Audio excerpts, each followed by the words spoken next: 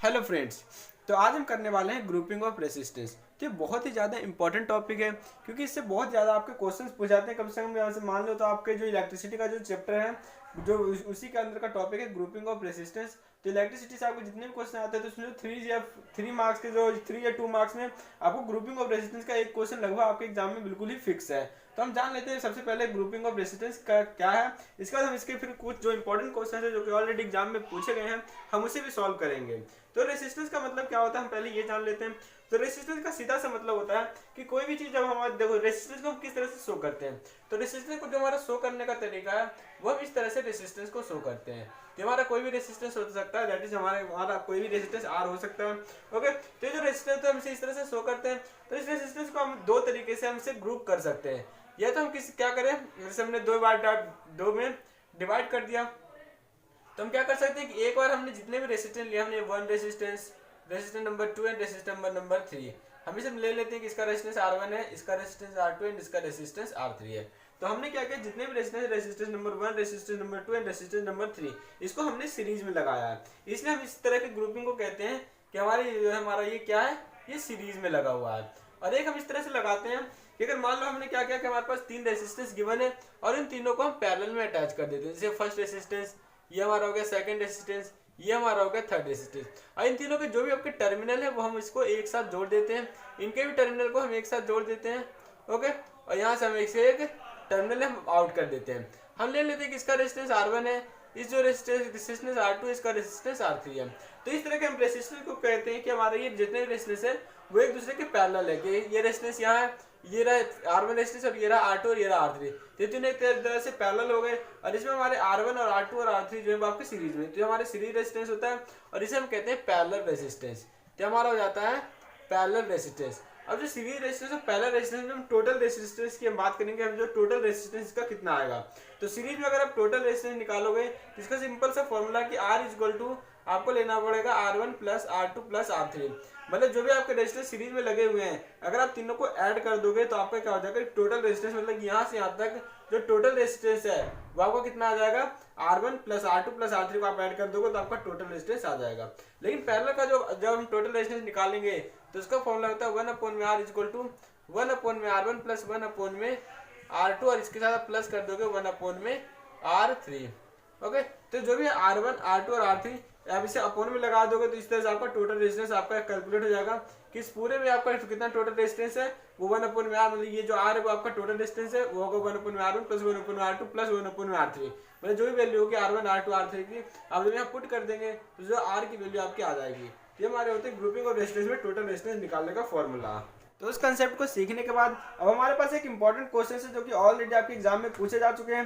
तो इस क्वेश्चंस को भी हम सॉल्व कर लेते हैं। तो जो भी हमने अभी तक हमने फॉर्मूला किया था तो हमने 2 फॉर्मूले देखे थे कि अगर जब आपके पास अगर सीरीज में हो तो आप उसे क्या करोगे, ऐड कर दोगे। अगर आपके पास पैरेलल में अगर रेजिस्टेंस हो तो आप उसे 1/R1 plus 1/R2 plus 1/R3 तो जितने भी रेजिस्टेंस रहेंगे आप उसे डॉट डॉट डॉट करके आप आगे तक उसे इंक्रीज कर सकते हो। तो हमारे पास एक क्वेश्चन है, बहुत ज्यादा इंपॉर्टेंट क्वेश्चन है और ये एग्जाम में ऑलरेडी पूछा जा चुका है। तो इसे सॉल्व करते हैं, हम इसे किस तरह से सॉल्व करेंगे क्योंकि मेनली एग्जाम में आपको इस क्वेश्चंस को सॉल्व करना होगा। तो देखिए इन्होंने क्या किया है, आपको एक टर्मिनल दिया, टर्मिनल ए और एक टर्मिनल यहाँ पर है दैट इज टर्मिनल बी। आपको दोनों टर्मिनल के बीच में आपको टोटल रेजिस्टेंस कैलकुलेट करना है कि इन दोनों टर्मिनल के बीच में कितना रेजिस्टेंस आपका आएगा। तो आपको रेजिस्टेंस निकालने के लिए सबसे पहले आपको देखना पड़ेगा कि कौन कौन से रेजिस्टेंस आपस में पैरेलल है और कौन कौन से रेजिस्टेंस आपस में आपके सीरीज में है। तो सबसे पहले आपको क्या करना है, जब आप इसे देखोगे तो 1 ओम का रेजिस्टेंस हमारा यहाँ लगा हुआ है, एक 2 ओम का रेजिस्टेंस यहाँ लगा हुआ है और एक 2 ओम का रेजिस्टेंस यहाँ पर लगा हुआ है। अगर आप इसे ध्यान से देखोगे तो ये वाला जो रेजिस्टेंस है और ये वाला रेजिस्टेंस है ये एक दूसरे के पैरेलली अटैच्ड है। तब इसे क्या करोगे, इसमें आप पैरेलल वाला फॉर्मूला लगाओगे। आप इसे पहले आप R डैश निकाल लोगे, मतलब सबसे पहले R डैश निकाल लेते हैं कि जब R डैश आप इससे निकालोगे तो देखो आपको क्या आएगा। जब हम 1 में R डैश निकालेंगे किसके लिए, हम सिर्फ इसके लिए निकाल रहे हैं, अभी तक हमने इसे टच भी नहीं किया, सिर्फ इन दोनों को पैरेलली रख के हम पुट कर रहे हैं। तो यहाँ पर आ जाएगा आपका 1/2 प्लस 1/2। जब इसे सॉल्व करोगे क्योंकि हमारे यहाँ पे 2 ओम है और ये भी हमारा 2 ओम है, ठीक है। तो इसे सॉल्व करोगे तो यहाँ 2 आ जाएगा, ये 1 + 1। जब इसे सॉल्व करोगे 1/R डैश, तो यहाँ से आप कैलकुलेट करोगे तो 1/R dash is equal to आपका आ जाएगा 2/2। यानी कि जब इसे आप एक्सचेंज करोगे तो यहाँ पे जो R डैश की वैल्यू आ जाएगी वो आपकी 1 आ जाएगी। मतलब जो R डैश की वैल्यू आई वो आपकी 1 ओम आई है। मतलब जो पूरा जो रेजिस्टेंस है, मतलब ये जो दोनों रेजिस्टेंस को मिला करके आपकी कितनी रेजिस्टेंस बन रही है, 1 ओम बन रही है। तो अब इसका डायग्राम जब हम दोबारा बनाएंगे तो अब देखो हम कैसे बनाएंगे कि हमारे पास यहाँ टर्मिनल ए था और ये हमारे पास 1 ओम का रेजिस्टेंस था, कौन सा, ये वाला, और जो हमारा जो कैलकुलेट करके आया इन दोनों का, इसका भी हमारे पास आया है 1 ओम, ठीक है, और ये हमारे पास टर्मिनल भी है, तो मैंने जिसको कैलकुलेट किया तो इसका हमारा 1 ओम आया और ये 1 ओम हमारा पहले था, तो आप इसे लिख देंगे आर डैश, ठीक है।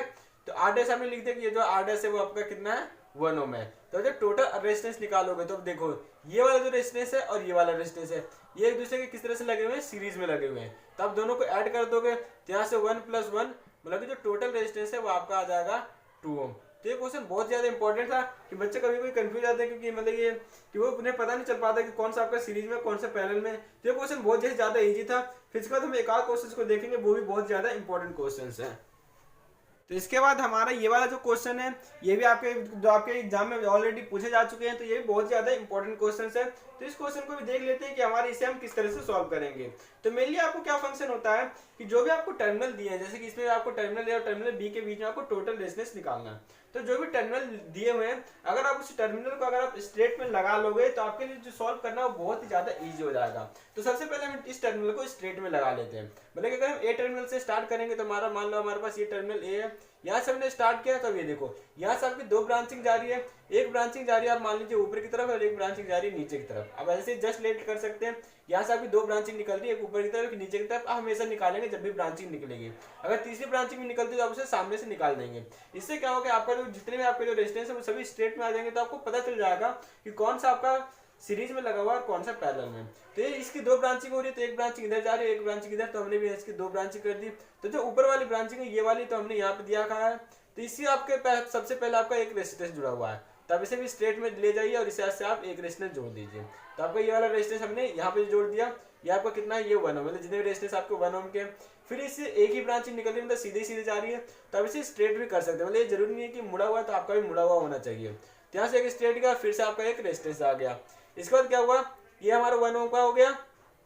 इसके बाद फिर से आपके स्ट्रेट में जा रहे हैं और फिर से आपका क्या हुआ है कि एक आपके पास 1 ओम का फिर से रेजिस्टेंस आपको मिल गया। ओके, और इसके बाद क्या हुआ कि जब इसके बाद आपके पास 2 ब्रांचिंग आई, मतलब यहाँ से आपके पास 2 ब्रांचिंग गई है, तो हमने इसकी भी 2 ब्रांचिंग कर दी, मतलब यहाँ से स्ट्रेट आया, इसकी 2 ब्रांचिंग हो गई। अब ये देखिए ये जो ए ब्रांचिंग की जो एक केस है, जो ये वाली ब्रांचिंग जा रही थी, अभी तक हमने इसे टच नहीं किया था, हमने यहाँ तक इसे और इसे हमने इन तीनों को ऊपर लिख लिए, क्योंकि ये तीनों बिल्कुल एक तरह से स्ट्रेट में लगे, ये सीरीज में और सीरीज में। लेकिन इन तीनों की सीरीज है कि ये पैरेलल में, क्योंकि यहाँ से जो ब्रांचिंग जा रही है आपकी ये वाली निकल रही है और यहाँ से ब्रांचिंग की तरफ बी की तरफ जा रही है, तो हम यहाँ बी जब लिख देंगे तो एक ब्रांचिंग ये बच गई और एक ब्रांचिंग ये, तब इन दोनों को ही आप जोड़ दोगे। जब आप जोड़ दोगे तो ये भी आपका कितना है, 1 ओम का। तो देखिए अब इसे बहुत ज्यादा इजी हो गया कि किस तरह से इजी हो गया। अब देखो 1 ओम ये आपके कितने हो गए, सीरीज में हो गए। जब से सीरीज में कैलकुलेट करोगे तो आपका कितना आ जाएगा, आर डैश।